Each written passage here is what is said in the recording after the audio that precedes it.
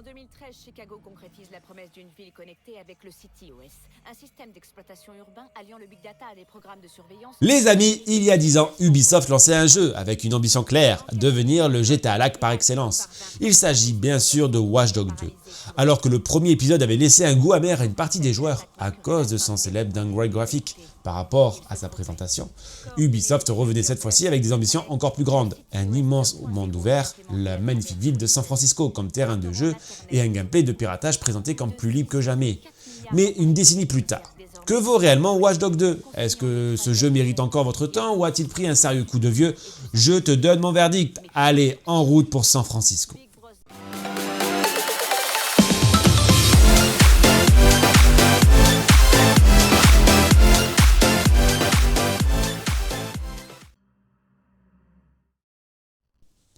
En 2016, Watch Dogs 2 nous met dans la peau de Marcus, un jeune hacker de San Francisco. Après avoir été injustement désigné comme criminel par le CityOS 2.0, un système de surveillance qui collecte des données personnelles des citoyens, Marcus décide de rejoindre le groupe de hackers DedSec. L'objectif de DedSec est de dénoncer les dérives des grandes entreprises technologiques qui exploitent les données personnelles et manipulent la population à des fins commerciales ou politiques. Pour gagner en popularité et rallier le public à leur cause, Marcus et son équipe mènent une série d'opérations spectaculaires contre plusieurs organisations puissantes. Au fil de l'aventure, DedSec s'attaque notamment à Bloom, la société derrière le CityOS, mais aussi à d'autres entreprises de la Silicon Valley impliquées dans la surveillance, la corruption ou la manipulation des utilisateurs. Les missions alternent entre infiltration, piratage et opérations de sabotage, tout en mettant en avant la créativité du groupe. Contrairement au premier Watch Dogs qui adoptait un ton plus sombre centré sur la vengeance d'Aiden Pierce, Watch Dogs 2 mise sur une ambiance plus légère et colorée. L'accent est davantage mis sur l'amitié entre les membres de DedSec, l'humour et la liberté d'action, tout en conservant une réflexion sur la protection de la vie privée, la surveillance de masse et le pouvoir des géants de la technologie. Au terme de l'aventure, Marcus et DedSec remportent plusieurs victoires contre leurs adversaires, mais réalisent que leur combat contre la surveillance numérique est loin d'être terminé, laissant entrevoir que la technologie continuera d'être au cœur des enjeux de la société. Ce changement de temps et de philosophie fait de Watch Dogs 2 un épisode très différent du premier, privilégiant le plaisir de jouer et l'exploration d'un monde ouvert vivant plutôt qu'une histoire de vengeance personnelle. Narrativement, je dois dire que j'ai été agréablement surpris. Sans atteindre le niveau d'un GTA V, d'un Cyberpunk 2077 ou encore d'un The Witcher 3, Watch Dogs 2 propose à mes yeux l'une des meilleures narrations qu'Ubisoft ait offertes à cette époque. Le jeu mêle avec efficacité, humour, légèreté et créativité, trois éléments qui faisaient autrefois la force du studio. On suit les aventures d'une bande de jeunes hackers bien décidés à faire bouger les choses face aux dérives de la surveillance numérique, et il est finalement assez facile de s'attacher à cette équipe. L'histoire se laisse suivre avec plaisir, notamment grâce à des missions souvent originales et parfois même mémorables, qui parviennent régulièrement à renouveler l'intérêt du joueur. Sans révolutionner l'écriture du jeu vidéo, Watch Dogs 2 réussit à raconter une aventure cohérente, divertissante et suffisamment bien rythmée pour donner envie d'aller jusqu'au générique de fin. Ce qui m'a frappé également dans ce Watch Dogs 2, c'est sa générosité. Ubisoft ne s'est pas contenté de proposer une simple campagne principale. Le jeu regorge de quêtes secondaires qui se débloquent au fur et à mesure de votre exploration. Au détour d'une rue, il n'est pas rare de voir apparaître un PNJ vous proposant une nouvelle mission, ce qui rend l'ensemble beaucoup plus organique et donne vraiment l'impression que le monde vit autour de vous. À cela s'ajoutent de nombreux collectibles, comme les points de recherche permettant de débloquer des nouvelles compétences, mais aussi des activités en ligne. Vous pourrez par exemple entrer en compétition avec d'autres joueurs pour détourner un fourgon blindé ou participer à différentes épreuves multijoueurs. Et ce n'est pas tout. Le jeu propose également une multitude d'activités annexes, comme le service de chauffeur façon Uber, des courses de cartes ou bien encore d'autres défis qui viennent enrichir l'expérience. Enfin, impossible de ne pas parler de l'open world en lui-même. 10 ans après, San Francisco reste une véritable réussite. La ville est vivante, variée, agréable à parcourir, que ce soit à pied, en voiture ou à l'aide de différents gadgets du jeu. C'est un monde ouvert qui donne envie d'explorer, simplement pour découvrir ce qui se cache au coin de chaque rue. Concernant la durée de vie, Watch Dogs 2 s'en sort très bien. Si vous vous concentrez uniquement sur l'histoire principale, comptez une quinzaine d'heures pour voir le générique de fin. En revanche, si vous prenez le temps d'explorer San Francisco, de réaliser les quêtes secondaires, de récupérer les collectibles, de participer aux activités annexes et de tester le contenu en ligne, la durée de vie grimpe facilement entre 30 et 40 heures, voire davantage pour les joueurs qui souhaitent tout compléter. C'est d'ailleurs l'une des grandes forces du jeu. Il ne cherche pas à allonger artificiellement sa durée de vie. La plupart des activités sont suffisamment variées pour donner envie d'y revenir, et le gameplay très libre renouvelle régulièrement les situations. Même 10 ans après, Watch Dogs 2 reste un open world particulièrement généreux en contenu. L'un des plus gros points forts de Watch Dogs 2, c'est sans aucun doute sa direction artistique. Après un premier épisode aux couleurs beaucoup plus ternes, Ubisoft change complètement d'approche et nous livre ici une palette de couleurs éclatantes. Le studio parvient à retranscrire un San Francisco crédible, vivant et baigné de lumière, avec une ambiance très solaire qui donne envie immédiatement d'être explorée. Pour l'époque, c'était un véritable défi de représenter une métropole aussi dense, tout en lui donnant une identité visuelle si marquée. Et honnêtement, 10 ans après, le résultat tient toujours très bien la route. Rien que pour sa direction artistique, Watch Dogs 2 mérite d'être relancé. Même sans ray tracing, sans illumination globale moderne ou haute technologie actuelle, le jeu reste étonnamment agréable à contempler et parvient encore à surprendre par certains panoramas.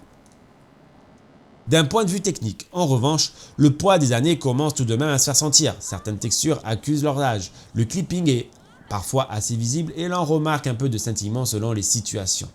L'optimisation n'est pas parfaite non plus, le jeu peut connaître quelques baisses de framerate et si vous le souhaitez y jouer en 4K avec tous les réglages au maximum, il faudra disposer d'une configuration relativement solide. Malgré ses défauts, il faut replacer le jeu dans son contexte. En 2016, Watch Dogs 2 affiche une ville particulièrement dense, avec de nombreux piétons, une circulation importante et un monde qui respire la vie. 10 ans plus tard, cette prouesse technique reste largement respectable et contribue encore aujourd'hui à l'immersion. En ce qui concerne le gameplay, Watch Dogs 2 met véritablement le piratage au cœur de l'expérience. Vous incarnez un hacker disposant d'une panoplie de compétences qui vous permettent de contrôler presque tout ce qui vous entoure. Des feux de circulation aux portes automatiques, en passant par les caméras, les ordinateurs, les téléphones des passants ou encore les robots. Le jeu multiplie les possibilités et encourage constamment les joueurs à expérimenter. Cette liberté fait toute la force du gameplay. Chaque mission peut être abordée de différentes façons, infiltration discrète à l'aide de drones, de véhicules téléguidés, piratage à distance ou approche beaucoup plus musclée avec un arsenal d'armes à feu. À cela s'ajoute un système de combat au corps à corps assez simple mais efficace, notamment grâce aux animations et au style de combat au yo-yo de Marcus, qui apporte une vraie identité au personnage. La conduite est en revanche un peu plus contrastée. Si le jeu propose une grande variété de véhicules, motos, voitures, karts ou même bateaux, et que le poids de chaque véhicule influence correctement son comportement, les sensations au volant restent assez limitées. On est loin d'un GTA sur ce point et cela se ressent au fur et à mesure des heures passées. Le plus gros défaut du gameplay reste toutefois l'intelligence artificielle des forces de l'ordre. Les policiers donnent souvent l'impression d'être téléguidés. Dès que vous atteignez un niveau de recherche un peu élevé, ils deviennent particulièrement insistants et semblent toujours savoir où vous vous trouvez. Les semer peut rapidement devenir frustrant au point de devoir presque systématiquement abuser des compétences de piratage pendant les courses-poursuites pour espérer leur échapper. C'est un défaut qui vient parfois casser le plaisir du jeu, surtout lors des séquences d'action les plus intenses. En conclusion les amis, il serait vraiment dommage de passer à côté de Watch Dogs 2. 10 ans après sa sortie, le jeu n'a peut-être plus la claque technique qu'il pouvait représenter à l'époque, mais il conserve une qualité qui manque parfois aux productions actuelles. Il déborde de personnalité. À mes yeux, il s'agit tout simplement de l'un des meilleurs jeux qu'Ubisoft ait réalisé. On retrouve un studio qui osait encore prendre des risques, proposer de nouvelles idées de gameplay et construire un monde ouvert qui ne se contentait pas d'être immense, mais qui donnait surtout envie d'être exploré. Derrière chaque rue, chaque quartier, chaque activité, on ressent une véritable envie de divertir le joueur, plutôt que de simplement lui faire cocher des cases sur une carte. J'ai également apprécié le ton du jeu. Son humour, sa légèreté et l'alchimie entre les membres de DedSec apportent une vraie fraîcheur à l'aventure. Là où de nombreux open world cherchent aujourd'hui à être toujours plus sérieux ou toujours plus gigantesques, Watch Dogs 2 rappelle qu'un jeu peut aussi être fun, créatif et assumer pleinement son identité. Bien sûr, tout n'est pas parfait. L'intelligence artificielle des policiers est parfois frustrante, la conduite manque de sensations et certains aspects techniques accusent logiquement le poids des années. Mais ces défauts restent largement compensés pour toutes les qualités du titre. Un gameplay de piratage toujours aussi original, une direction artistique qui a remarquablement bien vieilli, un San Francisco vivant et une quantité de contenu qui vous occupera pendant de nombreuses heures. Ce test m'a surtout rappelé une chose, Ubisoft était capable de produire des jeux qui avaient une véritable identité. On sent ici une équipe de développement qui avait des idées, qui voulait expérimenter et qui prenait plaisir à concevoir son univers. C'est probablement ce qui fait que 10 ans plus tard, Watch Dogs 2 reste encore agréable à redécouvrir. Si vous n'avez jamais fait le jeu, je ne peux que vous le recommander. Et si vous l'avez déjà terminé à l'époque, c'est peut-être le moment idéal pour vous y replonger. Pour quelques euros seulement, vous avez entre les mains un excellent open world qui n'a pas à rougir face à de nombreuses productions plus récentes. En attendant l'arrivée d'un certain GTA 6, c'est probablement l'un des meilleurs GTA-like que vous puissiez faire cet été. Voilà les amis pour mon verdict sur Watch Dogs 2, 10 ans après sa sortie. Si la vidéo vous a plu, pensez à laisser un like ou à vous abonner, ça aide énormément la chaîne à continuer à grandir. Dites-moi également en commentaire quel est votre épisode préféré de la licence Watch Dogs. Est-ce que comme moi vous pensez que le deuxième est le meilleur de la série? Préférez-vous l'ambiance plus sombre du premier ou le Londres du troisième? J'ai vraiment hâte de lire vos avis. Quant à moi, je vous retrouve très bientôt pour une nouvelle vidéo. En attendant, prenez soin de vous et surtout, comme d'habitude, bon jeu à tous.